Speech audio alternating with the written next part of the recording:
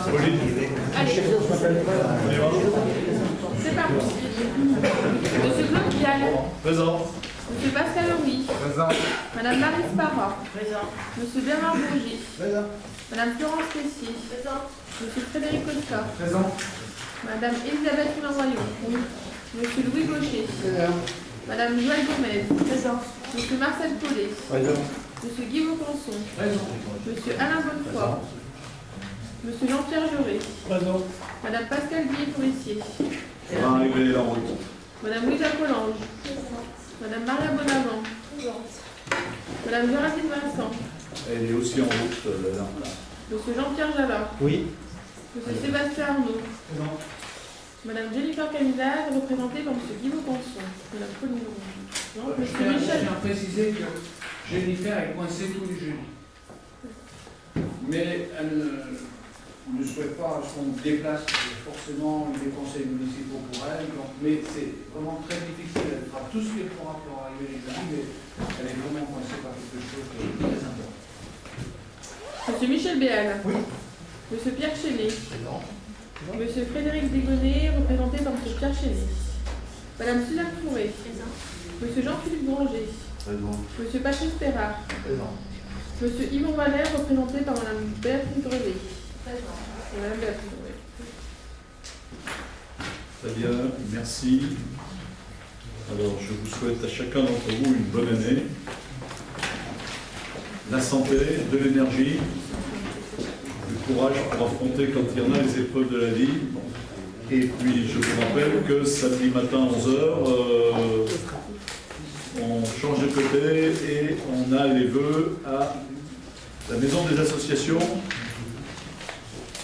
Alors, le conseil municipal du 7 décembre 2017, est-ce qu'il y a des remarques sur le compte rendu? Pas de remarques, on considère qu'il est approuvé, je vous remercie.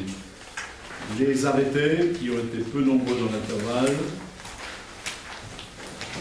Pas de questions, pas de remarques. Je vous remercie. Alors, sur le premier sujet, il s'agit d'une convention de gestion de la compétence assainissement. Donc là, de manière très simple, je vous rappelle que, suite aux diverses délibérations et à la décision arrêtée par le préfet, la compétence assainissement est exercée à partir du 1er janvier par la communauté de communes. Il y a là, à ce moment de transfert, beaucoup de travail et je remercie les divers personnels, à la fois mairie, trésorerie, communauté de communes, parce que c'est un moment où en peu de temps, il faut transférer les emprunts, les contrats, à partir du 1er janvier. Maintenant, tout doit être géré par la communauté de communes.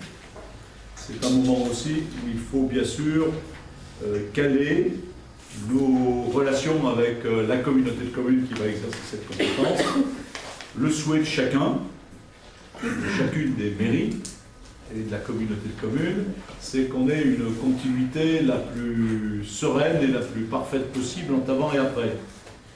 Et dans ce cadre-là en particulier, c'est que les communes, alors à travers cette convention pour une durée de 2 ans renouvelable, continuent à exercer leur mission à l'identique. Alors ces missions sont diverses en fonction des mairies. Hein. Nous, par exemple, on a un marché de services avec Veolia, donc ce marché de services, maintenant, il va être géré directement par la communauté de communes. Mais on a une station à Guy Planté-Roseau sauvage dont on assure une visite et un entretien hebdomadaire. Donc là, c'est nous qui continuerons à être présents sur cette station. On intervient sur toutes les casses où il y a une urgence avec le personnel communal.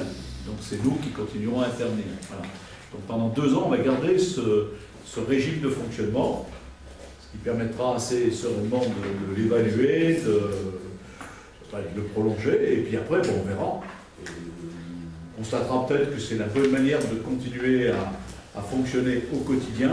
Alors c'est très divers parce qu'il y a des collectivités qui n'ont pas de service technique, pas de moyens, pas d'intervention. Hein. Donc c'est très différent de nous, ça dépend de la taille des communes, ça dépend des délégations mises en place, délégations de services publics ou pas sur une partie des stations.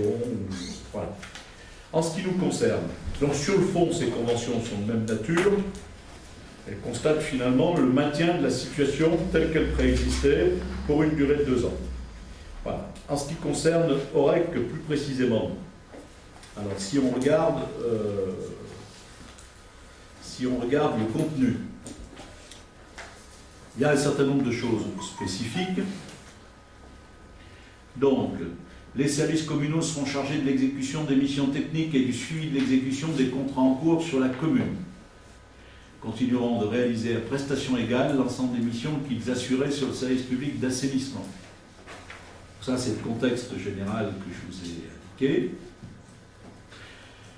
Alors, sur des choses plus spécifiques à OREC, on a, nous, une surveillance des ouvrages comprenant un passage hebdomadaire sur la station d'épuration des Sauvages. Ça, on continuera à le faire. On a une surveillance assez régulière sur les déversoirs d'orage, notamment après les périodes pluvieuses. On intervient en curage sur les réseaux d'assainissement d'eau usée pluviale et sur l'entretien et la maintenance courante des ouvrages qui ne sont pas dans le contrat de prestation Veolia, puisque certains nombres sont très directement entretenus par Veolia. On réalise des travaux dits mineurs dans la limite des capacités des services communaux. Donc là, il est évident que quand c'est des travaux qui ne seront pas dans l'urgence, ça sera avec un accord avec la communauté de communes. Hein. Et bien évidemment, ici en mairie, on recueille et on traite les demandes de réclamation des usagers du service d'assainissement. On contrôle les branchements quand ils sont effectués. Alors, au-delà de ça, évidemment, on sera associé à la rédaction des cahiers des charges, aux divers documents relatifs aux procédures des marchés. C'est-à-dire que si la communauté de communes a lancé des travaux sur la commune, les élus qui nous représentent seront associés à ces procédures-là. On dit associés, puisque dans la pratique, ça sera bien après des décisions des élus de la communauté de communes. On participera à l'élaboration du budget, du plan d'investissement, aux réunions de chantier, quand il y a des travaux d'investissement, à l'élaboration du rapport annuel et de la présentation du rapport annuel. On continuera bien sûr localement à effectuer et à renseigner les ICT, à proposer les avis d'urbanisme liés aux autorisations des droits des sols, à indiquer et préparer le recouvrement des PFAC, donc, puisque là il faut avoir connaissance pour pouvoir demander cette participation sur le branchement à l'assainissement, il faut avoir connaissance de l'avancée de la construction du bâtiment. Hein. Elle est mentionnée, on pourrait la demander au moment du permis, mais on la demanderait à ce moment-là fréquemment, 1 an ou 1 an et demi avant même que les gens soient dans les lieux. Bonsoir. Voilà, il y aura un suivi annuel, un échange. Alors, notre correspondante technique à la communauté de communes sera Carmen Crouzet. Donc de la même manière, il y a le souhait qu'on travaille en lien direct et fréquent entre nous personnels et les personnels de la communauté de communes. Je n'ai pas entendu la station de Mons. Alors, tu n'as pas entendu la station de Mons parce que dans la pratique, la station de Mons, il y a un contrat d'entretien qui relève de l'entreprise Quert. Et donc, ce n'est pas nous qui avons une charge régulière.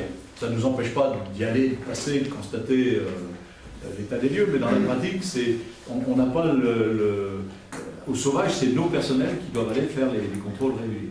Alors qu'à Mons, ce n'est pas notre personnel. Hein. Et donc tous ces contrats-là sont de fait transférés à la communauté de communes, qui les honorera, qui les paiera et qui. Voilà.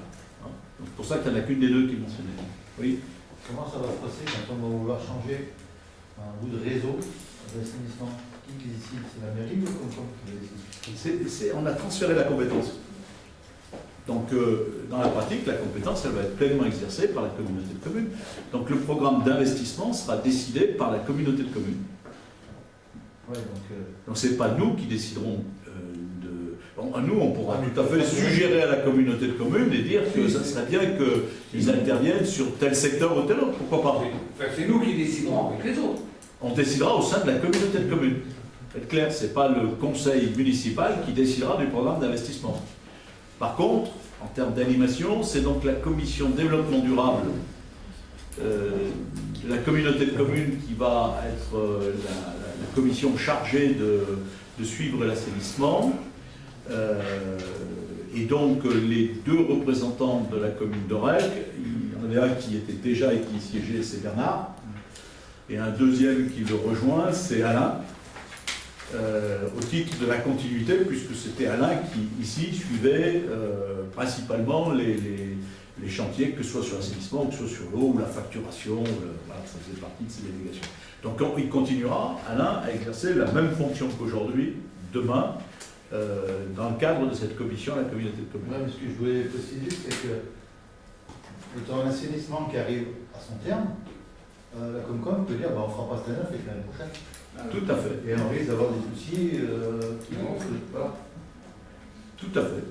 Ou le contraire, elle peut décider qu'elle va prioriser des investissements sur la commune d'Orec parce qu'elle estime que c'est plus urgent et qu'elle les fera moins vite sur la commune de Saint-Just-Mamon. Alors, à la base de ce programme d'investissement, peut-être deux choses à dire. La première, c'est que nous, on bénéficie d'un diagnostic d'assainissement, comme on bénéficie d'un diagnostic d'eau, parce qu'on a fait ce travail-là, et qui ne date pas de 5 ans, de 10 ans, qu'il est tout neuf, et que si on l'a fait sur la commune d'Orec, c'est pour que soit affichée la connaissance des réseaux et les travaux nécessaires et leurs priorités. Donc on remet un document à la communauté de communes qui présente les priorités pour les 10 ans à venir en matière d'assainissement. Document qu'on a largement entamé avec les travaux qu'on a fait sur ces 2-3 dernières années, ou qu'on fait aujourd'hui. Sur la même, par exemple, les choses vont se continuer de la même manière. Donc ça, c'est la première chose. Et donc, nos collègues qui n'avaient pas eu la bonne idée de faire ce diagnostic va être fait. Et c'est à partir de ce diagnostic que la communauté de communes fera sa programmation. Voilà. Donc nous, on peut dire que notre programmation, on l'a inscrit et gravé dans le papier, pas dans le marbre, mais dans le papier. De même qu'on l'a fait pour l'eau, puisque on pourrait aussi imaginer que dans quelques mois, dans 1 an ou dans 2 ans, 2020, c'est la date obligatoire, on transfère aussi l'eau. Et donc de la même manière, on a notre diagnostic sur l'ensemble du réseau. En ça, on est les seuls de la communauté de communes, il faut être clair, mais on est les seuls, parfois au-delà de la communauté de communes. Donc nous, le programme, il est affiché. Demandez le programme, il est affiché.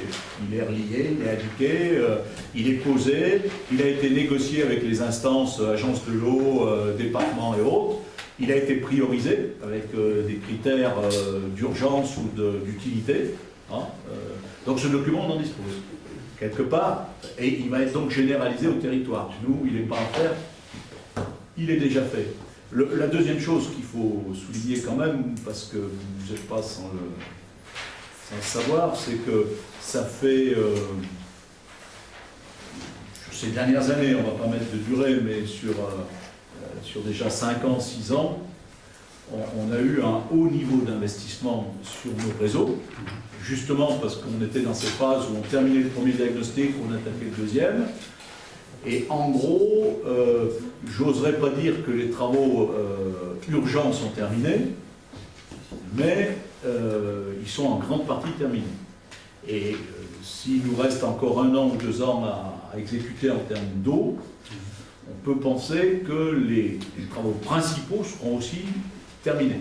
Principaux, hein. Je n'ai pas dit que tout était terminé, hein, parce que c'est jamais terminé en matière d'assainissement. Mais par exemple en eau, avec cette année Nurol, Nurlet-les-Combes, et sans doute l'année prochaine la route des Eulanières, on aura, je regarde là, mais on aura par rapport au diagnostic changé tous les kilomètres de canalisation qu'il fallait changer dans les 5 ans ou dans les 10 ans.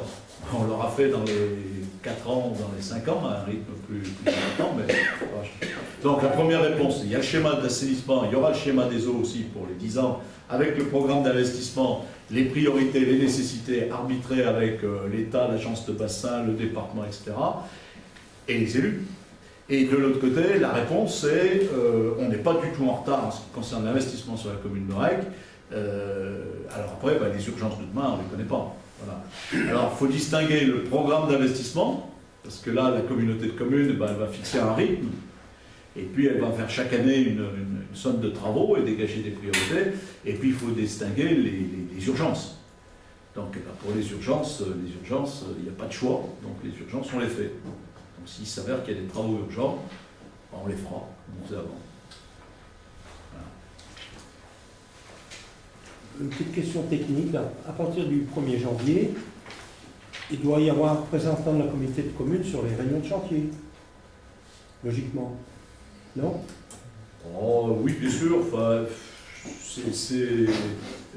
cette convention, elle est vraiment faite pour la continuité.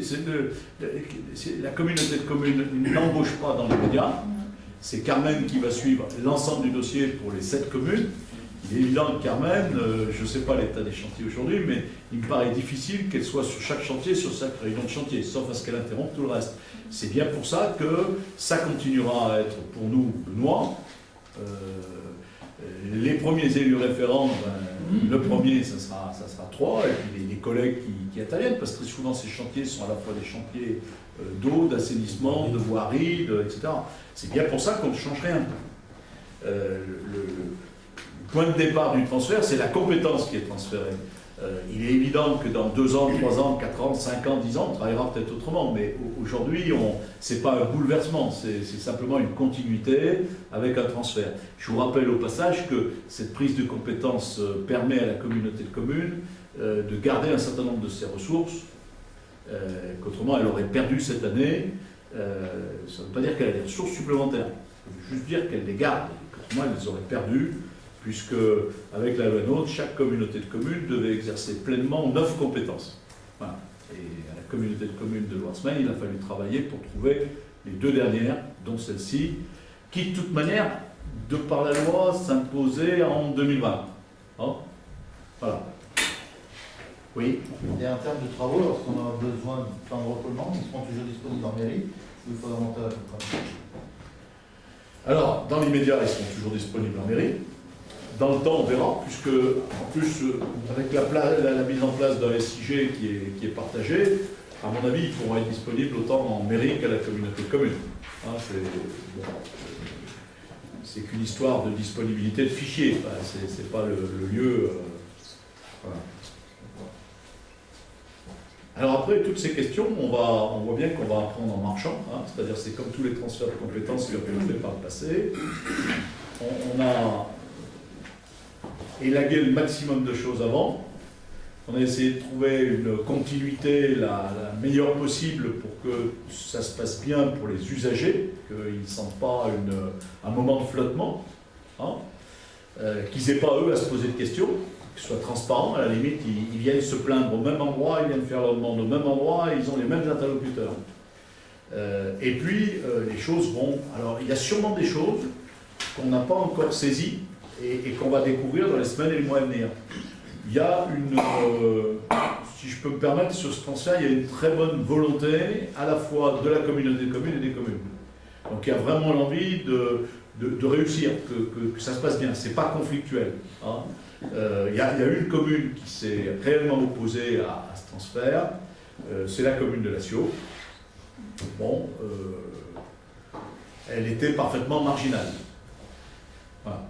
Même avec les textes qui sont en train de changer, où le législateur a voulu favoriser les minorités de blocage.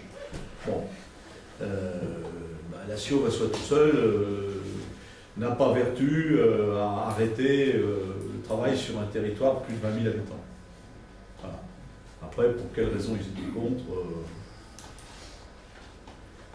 c'est à eux de le dire. Donc voilà, voilà l'esprit de cette convention. Alors, cette convention, elle a une soulte. Budgétairement, on prélevait, nous, 25 000 € qu'on reversait au budget de fonctionnement pour le fonctionnement de la part assainissement. Ces 25 000 € étaient l'évaluation qu'on avait fait nous, des parts personnelles qui consacraient de leur temps à l'assainissement et des interventions. Sachant que derrière, ça peut être éminemment variable d'une année sur l'autre, en fonction des casses, en fonction il y a un travail de fond qui est tout le temps à faire, et puis il y a des choses qui arrivent, qui s'ajoutent, qui s'enlèvent. Donc nous, je rappelle que dans le budget, c'était 25 000 qui étaient prélevés et qui étaient remis au budget général. Bon, dans l'étude qu'a fait le bureau d'études sur l'ensemble du territoire de la Geneloire, c'est-à-dire non seulement nos communes de Loire-Semaine, mais même les communes de l'ensemble de l'Issingelet, le bureau d'études lui a estimé que cette somme aurait dû être plutôt de l'ordre de 35 000. Et donc, dans cette convention, la communauté de communes nous propose donc de nous reverser, pour l'exercice de cette convention, 35 000 €. Voilà. Bon, là aussi, de manière très pratico-pratique, on va continuer à tenir une comptabilité analytique de nos interventions, du temps passé du personnel. C'est des bouts de personnel, donc c'est pas si simple que ça, si vous voulez dire à quel moment une personne... S'il y a une réparation, que les gens sont sur la réparation, on peut dire ils y ont passé 1 heure, 2 heures, 3 heures. Mais après, ils répondent aussi au téléphone, il y a des interventions au secrétariat, enfin, c'est très difficile à chiffrer tout ça. Donc on va s'attacher à continuer à chiffrer, mais pour le moment, cette année, on aura un reversement de 35 000. Et donc on fera un rapport trimestriel ou semestriel avec la communauté de communes pour constater les niveaux de dépenses qui sont les nôtres, et on verra en fin d'année les corrélations qu'on peut avoir entre ces 35 000 et la réalité, que nous on estimait plutôt à 25 000. Voilà. Peut-être pour compléter le sujet, parce que le mécanisme des transferts est un peu complexe, la compétence va maintenant donc être exercée en plein par la communauté de communes, et cette année, la CLET, la commission qui est chargée d'évaluer les charges transférées, va donc travailler, parce que c'est comme ça, on a décidé le transfert, donc la CLET va travailler pour évaluer la réalité de ce transfert. Voilà. On est sur un budget à part, budget industriel et commercial. Donc la base du travail, elle est assez simple, c'est un transfert de budget. Après, pour autant, vous voyez bien qu'il y a des choses à rediscuter. Nous, on estimait à 25 000, eux, ils disent 35 000. Bon, ça nous est plutôt favorable. Moi, je crois plutôt aux 25 000 qu'aux 35 000. Enfin, bon, les 35 000, pour le moment, sont plutôt favorables.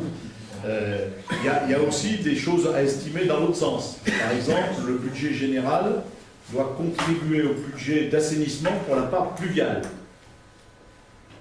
Nous, à Aurec, on contribuait à hauteur de 20 000. Ça doit être le dernier chiffre, parce qu'il a varié, ou 25 000 aussi. Bon. Donc ça, la commission des charges transférées va travailler tout au long de cette année, à la fois pour vérifier le sérieux du fondement des chiffres fournis par l'ensemble des collectivités. Donc ils vont travailler sur les comptes administratifs, des comptes bouclés, et puis ils vont travailler pour dire le cadre général de ce transfert. Alors, c'est pas très... on a, nous, 2 bons représentants dans la commission des charges transférées, en la personne de Guy Vaucanson et de Pascal Horry. Pour la commune d'Aurec, il y a, à mon avis, peu d'enjeux. Il y a plus d'enjeux dans certaines collectivités où il n'y avait pas vraiment d'équilibre financier. Et donc, au moment du transfert, s'il n'y a pas d'équilibre financier, il faut bien que l'équilibre financier soit assuré par la collectivité qui transfère.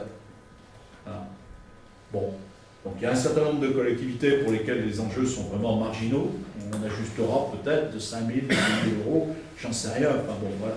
Mais c'est marginal par rapport au coût de l'ensemble du service. Il y a quelques collectivités où, en fonction des règles que fixeront la CLET, ça risque d'être plus ou moins douloureux. Sachant que les règles sont fixées librement. Il faut qu'elles soient justes, équitables, partagées par tous. Mais éventuellement, on peut décider de ne pas ponctionner une commune qui transférerait un budget déséquilibré, si on estime que ce n'est pas nécessaire. Voilà. Mais c'est le travail de la CLET, c'est un travail qui sera avec des clauses de revoyure, c'est-à-dire que finalement, la sincérité des budgets, elle est obligatoire parce qu'il y a à la fois les budgets passés jusqu'à aujourd'hui, et puis il y a la réalité de ce que va gérer la communauté de communes qui lui permettra bien de constater si on a été sincère et véritable dans nos transferts. C'est notre cas, donc on n'a aucune angoisse spécifique à avoir. Oui. Au sujet de la réparation en cas d'urgence, au fond du personnel, pour la réparation, le matériel, et l'approvisionnement en tuyaux, machin, c'est comme qui fournit, ou on aura des stocks ici et on pourra plus de ça? Alors, le paiement des fournitures, ça sera la communauté de communes. Ou si par exemple nous on intervient mais qu'il faut en plus une entreprise en complément parce qu'il y a un matériel qu'on n'a pas, ce sera la communauté de communes. Après, ce qu'on a convenu, mais on va le voir dans la pratique parce que ça suppose une confiance, c'est que quand il y a urgence, on intervient comme avant. On passe les commandes comme avant. Ça n'empêchera pas, dans l'heure qui suit, de faire un mail à la communauté de communes en disant on a engagé tel moyen, ça va faire telle facture. Hein, voilà. Mais on va essayer de rester fluide là-dessus. Voilà, parce qu'on sait très bien qu'en cas d'urgence, s'il faut demander des autorisations, faire faire, je sais pas, un devis, on ne sera plus du tout dans le service aux usagers. Donc il faut qu'on garde la pertinence. Quand quelqu'un, c'est le cas de dire, en assainissement est dans la merde, l'urgence c'est d'abord de réparer, de faire, et c'est après, voilà. Sauf s'il s'est engagé des dizaines de milliers d'euros, mais c'est rarement le cas. Enfin, les premières mesures qu'on prend, c'est rarement le cas. Est-ce que tout ça vous éclaire un peu au-delà de la convention? C'est bon là-dessus? Les avis contraires? Les abstentions? Je vous remercie. Alors, une délibération. Alors, les autres années, on vous proposait simplement une délibération visant à rappeler qu'on pouvait, jusqu'au vote du budget, engager les dépenses au niveau d'un quart des inscriptions budgétaires de l'exercice d'année N-1 pour l'investissement. Le personnel, dans sa grande qualité et dans son souci du détail, a voulu cette année rajouter des sommes. À mon avis, c'est pas très prudent, mais bon, il l'a fait. Hein. Donc, s'ils l'ont fait, c'est que c'est bien fait. Voilà. Donc, on va engager, on vous demande l'autorisation d'engager jusqu'au quart des inscriptions budgétaires d'exercice N-1, et on vous les précise. Ça représente pour les documents d'urbanisme 3 750 €, pour les terrains nus 7 500 €, pour les autres constructions 75 000 €, pour le matériel de transport 10 000 €, pour le matériel informatique 5 000 €, pour le matériel divers 50 000 €, pour les installations techniques 120 000 €. Voilà. Ça c'est le budget général et ça c'est le budget du camping. Alors sur le budget général, je ne sais pas est-ce qu'il y a des questions là-dessus. C'est vraiment le mécanisme classique financier qui nous permet de fonctionner en début d'année avec une délibération qui permet quand même de continuer à engager des dépenses. Les avis contraires? Les abstentions? Merci. Et il y a la même pour le camping avec matériel divers 750 € et aménagement de terrain 1 000 €. L'intérêt à pas trop en faire, hein, mais c'est l'hiver. Au-dessus, des avis contraires, des abstentions, merci. Allez, un autre sujet qui est celui qui a nécessité cette réunion ce soir et de bouleverser un peu le calendrier de nos conseils municipaux, et je m'en excuse, c'est la maison médicale, maison de santé. Voilà. On arrive au terme du travail préparatoire, tout ça. Alors, vous aviez délibéré, on a délibéré dans l'année pour créer un budget annexe spécifique pour la maison médicale. Ça, c'est fait. On avait délibéré sur un montant estimatif total de travaux. Ça, c'était il y a quelques mois. Dans l'intervalle, en particulier, un dentiste nous a fait savoir qu'il aimerait bien éventuellement s'installer dans cette maison médicale. Bon. Donc, il a fallu rechanger le projet. Un peu plus quoi? Et t'as- Qu'on éteigne peut-être. Sur la gauche, c'est pas si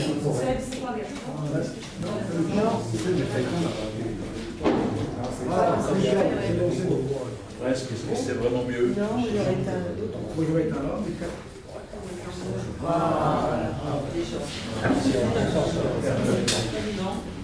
Ah, là, on voit moins.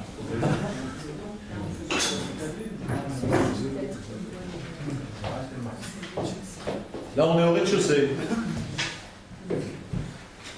Alors, je veux bien vous le raconter, mais c'est délicat, mais vous l'avez eu normalement en commission d'urbanisme, vous avez travaillé sur le permis, etc. Donc, le bâtiment en soi, il n'a pas changé. En rez-de-chaussée et sur le bâtiment qui est en front de route, vous trouvez du stationnement à l'avant, 5 places qui appartiendront d'ailleurs à la commune.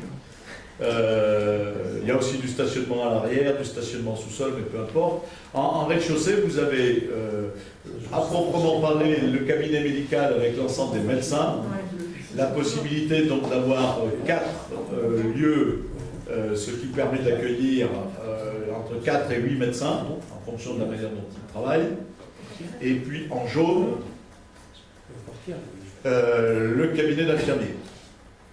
Alors chacun de ces locaux a été bien sûr, et c'est pour ça que ça a pris aussi un peu de temps en échange avec le constructeur, a été dessiné et redessiné en fonction des demandes des professionnels, de leurs souhaits. Ils voulaient une paillasse, un lavabo, un WC, une fenêtre, pas de fenêtre, bon, en fonction des locaux qu'ils souhaitaient. À l'étage, on trouve 3 ensembles susceptibles d'accueillir sage-femme, ostéopathe et kiné. Donc là aussi, avec un certain nombre de fonctionnalités, de salles où on peut faire des soins, de salles éventuellement où on peut faire du sport, voilà, en fonction du nombre de personnes qui peut être accueillies en même temps, etc. Voilà. Et à l'étage supérieur, on a positionné le cabinet du dentiste, là aussi avec le programme qu'il a bien voulu définir et la possibilité d'avoir plusieurs lieux de soins, donc de travailler seul ou en association. Hein, voilà. Le reste du bâtiment, c'est des appartements. Voilà, c'est des appartements, il reste 8 logements sur le bâtiment lui-même. Donc ça, c'est le contexte, mais que vous avez vu. Alors, aujourd'hui, avec l'adjonction du cabinet de dentiste, ben, vous comprenez bien que ça augmente la part de surface à la charge de la mairie, et ça diminue la surface qui reste à charge de bâtir et loger sous forme de logement. Il y a un logement de moins pour bâtir et loger. Voilà. Donc nous étions sur un montant estimatif de travaux de 696 630 hors taxes. Et avec l'évolution du projet tel qu'il est aujourd'hui, nous passons à un montant estimatif de travaux pour la commune de 876 110,93. C'est précis, hein. Voilà. Donc, dans ce montant supplémentaire, pour l'essentiel, le coût global n'a pas changé. Le coût global de l'ensemble du bâtiment, hein, c'est la proportion de chacun qui a changé. Il a un peu changé à la marge parce que le cabinet de dentiste, c'est quand même un lieu assez technique, avec des contraintes, sous les fauteuils sur lesquels vous prenez place sans doute de temps en temps. Des contraintes d'aspiration de fluide, des contraintes qui sont un peu plus compliquées qu'un simple cabinet de kiné. Enfin, voilà. Il y a des choses techniquement un peu plus complexes. Il y a de la radiographie, il y a des, voilà. Donc c'est un local plus coûteux. Mais globalement, le prix a très peu changé. Peut-être des questions, sinon je continue, puis vous poserez vos questions. Il faudrait qu'on approuve aujourd'hui le prix de terrain qu'on affecte à la part bâtir et loger. Donc là, c'est très simple, on a proratisé le prix d'achat du terrain aux surfaces affectées à chacun. qui fait qu'à ce moment-là, pour bâtir et loger, la charge foncière qui leur reviendrait est de 64 716 €. Correspond en pourcentage au prorata de la surface qui les ont et qui gardent. Après, l'objet de la délibération va être en plus de m'autoriser à signer tous les actes et documents afférents à cette cession de terrain.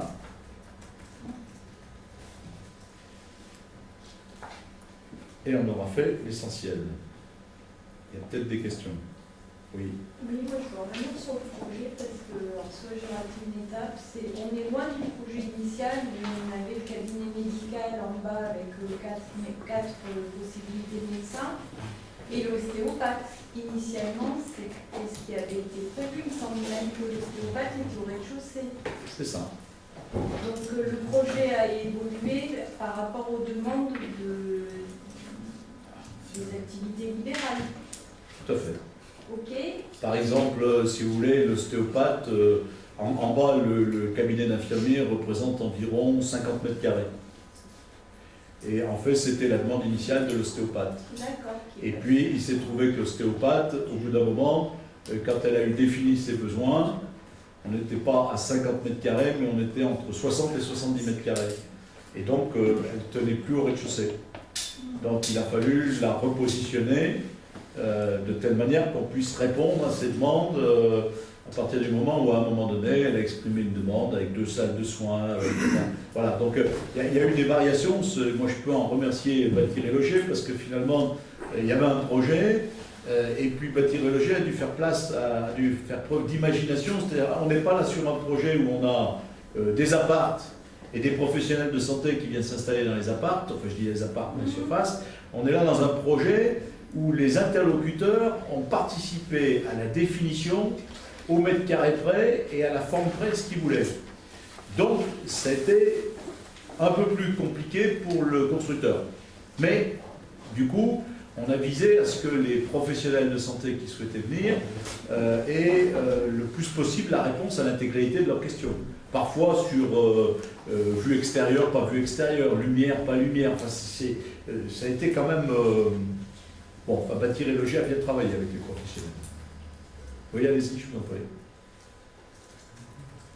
Non, mais je voulais juste avoir... Alors après, si vous voulez, encore aujourd'hui, il y a des marges d'incertitude. Il faut constater un truc, c'est qu'au niveau national, on a dit, il y a un manque de médecins, il faut faire des maisons de santé. Bon. C'est un peu sommaire. Parce qu'en fait, il y a des gens qui font des maisons de santé, ils y mettent beaucoup d'argent, et après, ils ont la maison de santé. Mais ils n'ont toujours pas ni les infirmiers, ni les kinés, ni les ostéopathes, ni les médecins, mais ils ont la maison de santé.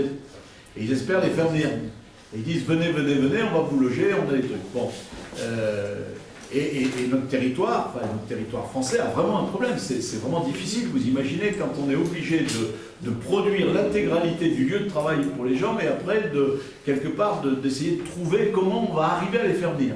Il y a donc des lieux en France où non seulement on construit, non seulement on aménage, mais en plus, derrière, on donne le lieu, voire même, on salarie les gens pour qu'ils viennent.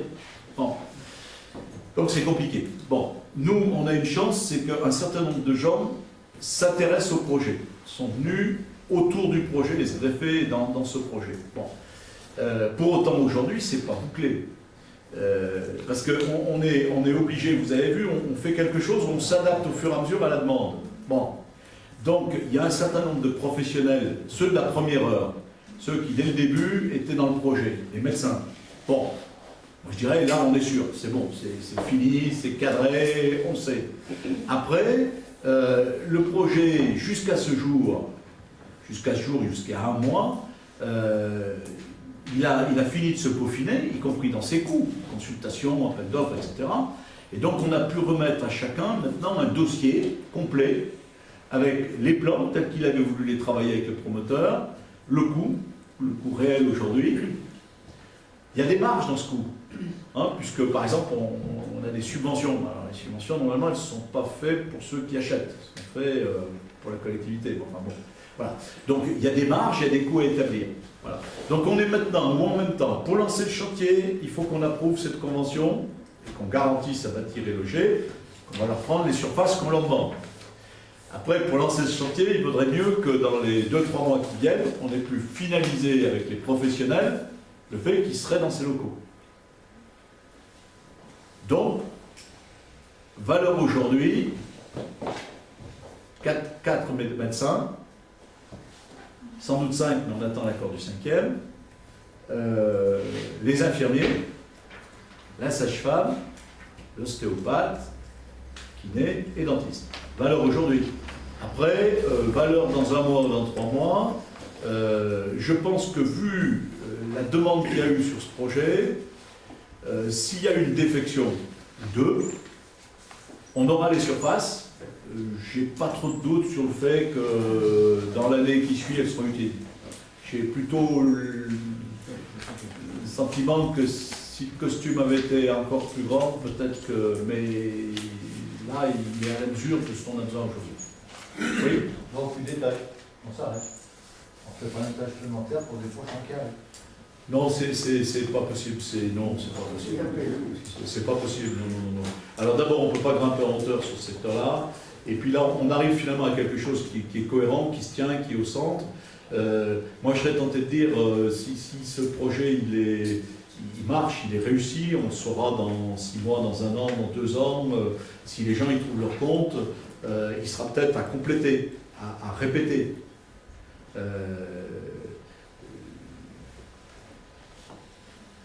Après, à un moment donné, il faut s'arrêter, quoi.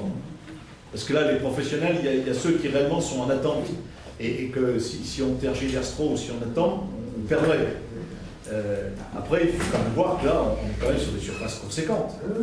Hein, donc, à un moment donné, on ne peut pas dire on va construire 2000 m² pour mettre des professions médicales, quoi. Il y en a beaucoup qui sont implantés, bien implantés, alors, qui vont rester dans leurs locaux, qui n'ont pas vraiment de raison de chercher à rejoindre ce projet. L'objectif, c'est que les travaux s'attaquent dans le trimestre qui vient, dans les travaux de démolition, à une construction de ce type-là avec 2 bâtiments, puisqu'il y a aussi un bâtiment à l'arrière. C'est, on va dire, 18 mois. Donc ça nous situe deuxième semestre 2019 pour l'entrée dans les lieux. Voilà. Avez-vous besoin d'autres précisions ?